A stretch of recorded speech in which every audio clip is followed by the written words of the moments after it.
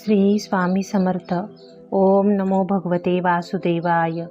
स्पर्धा परीक्षा, सरकारी नोकरी हा विषय म्हणजे अतिशय जिव्हाळ्याचा विषय. स्पर्धा परीक्षा म्हटलं, सरकारी नोकरी म्हटलं की पहिल्यांदी मुलांच्या मनात हा विचार येतो की खूप अवघड आहे. आणि खरं तर ह्या स्पर्धा परीक्षा अवघड तर असतातच, पण त्याही बरोबर त्या आपण मिळवल्यानंतर किंवा प्रयत्न केल्यानंतरही त्यांमध्ये आपल्याला हवी ती नोकरी मिळणं, हवे ते यश मिळणंही खूप महत्त्वाचं असतं. यासाठी काही सेवा आपल्याला करायच्या आहे.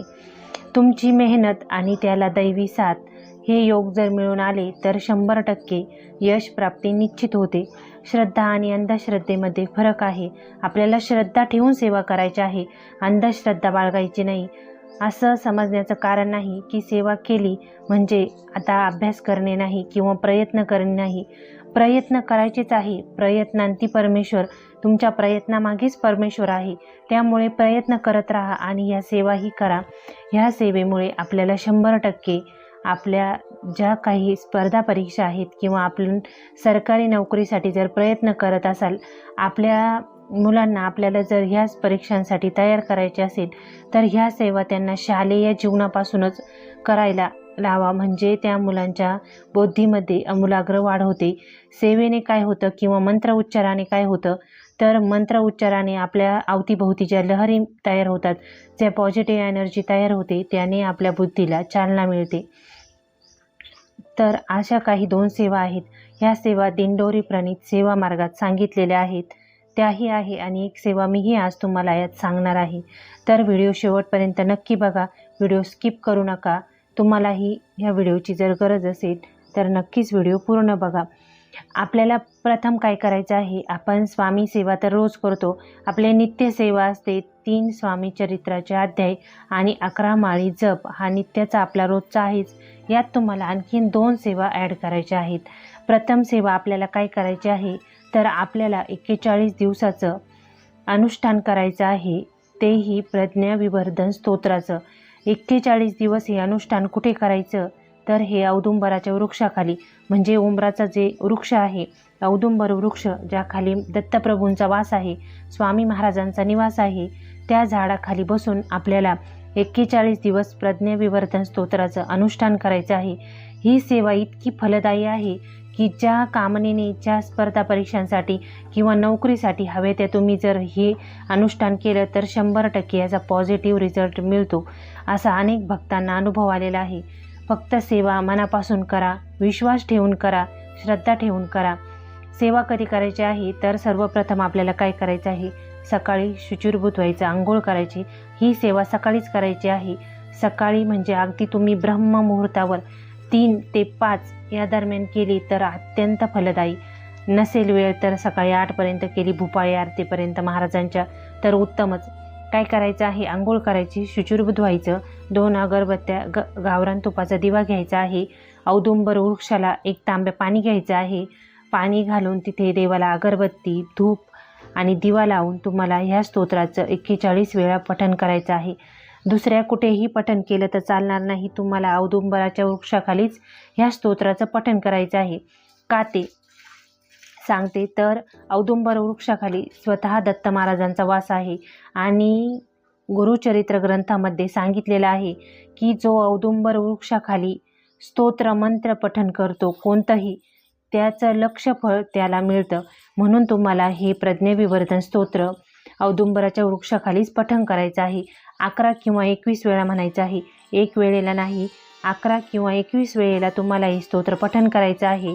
एका जागेवर बसून एकाच वेळेला, ठरलेल्या वेळेला. आज सकाळी तुम्ही 5ला सेवा केली पहाटे, तर उद्याही तुम्हाला 5ला सेवा करायची आहे. असं 41 दिवस तुम्हाला ही सेवा न खंड पडता करायची आहे. आता मुलींच्या बाबतीत, महिलांच्या बाबतीत 4 दिवस स्किप करून 5व्या दिवशी किंवा 6व्या दिवशी तुम्ही सेवा करायची आहे.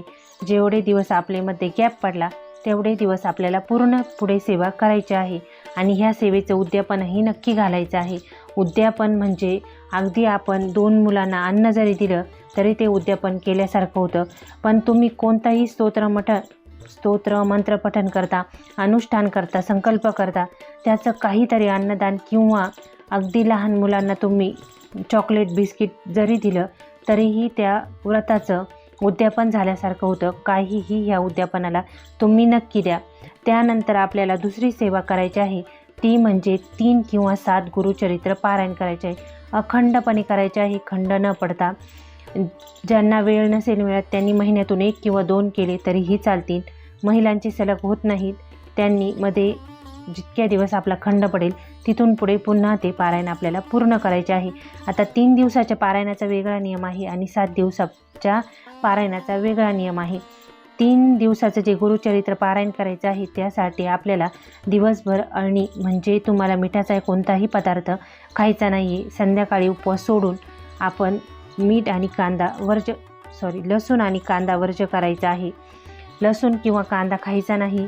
आणि पारायण काळामध्ये तुम्हाला कितीही दिवस 7 पारायण जाऊ, 2 महिने, 4 महिने, 6 महिने, तुम्ही ह्या कालावधीमध्ये जे मांसाहार करतात त्यांनी कोणताही मांसाहार करायचा नाही आहे किंवा कोणतंही व्यसन करायचं नाही. आपले पारायण पूर्ण होऊस तोपर्यंत आपण आहार हा सात्विकच घ्यायचा आहे, तरच आपल्याला ह्या सेवेचं फळ मिळतं.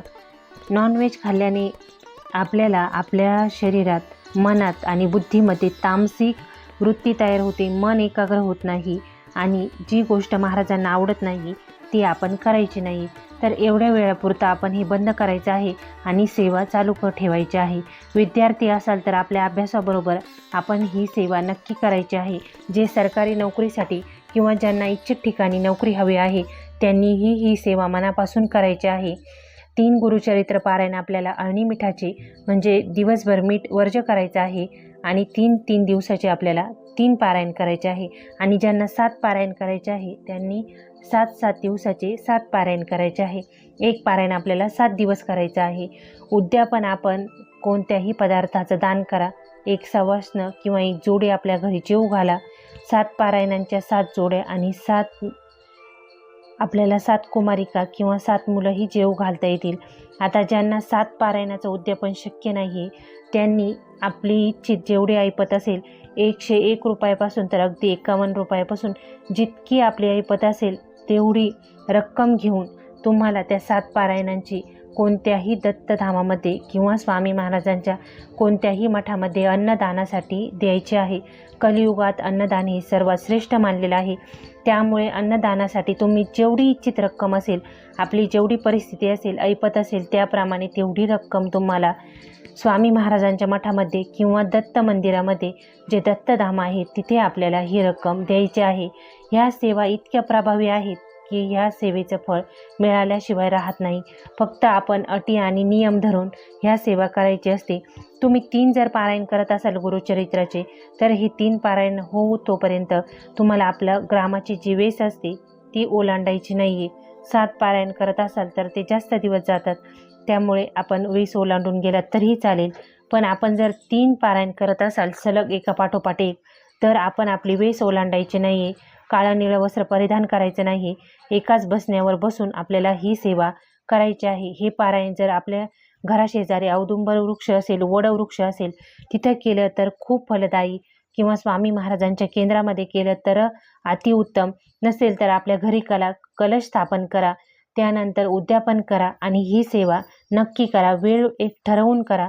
तुम्ही ज्या वेळेला आज सेवा करशाल, ज्या वेळेला आज गुरुचरित्राचं पारायण करशाल, उद्याही त्याच वेळेला त्याच ठिकाणी बसून तुम्हाला हे पारायण पूर्ण करायचं आहे. फाटकं वस्त्र परिधान करायचं नाही, काळं निळं वस्त्र घालायचं नाही. 3 दिवसाच्या पारायणाला मीठ आणि कांदा आणि लसूण वर्ज्य, आणि इतर वेळेला तुम्ही खाल्ला तरीही चालेल.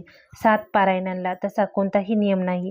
आपल्याला धरायचा असेल नियम तर आपण जसे 3 पारायणाला धरतो तसेच धरले तरीही चालेल आपल्या इच्छेनुसार.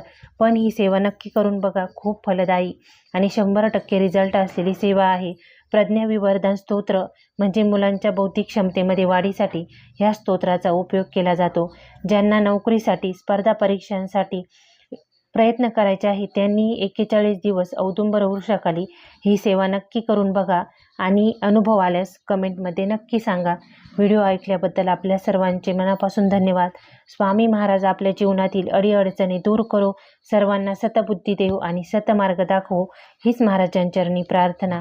श्री स्वामी समर्थ. जय जय रघुवीर समर्थ.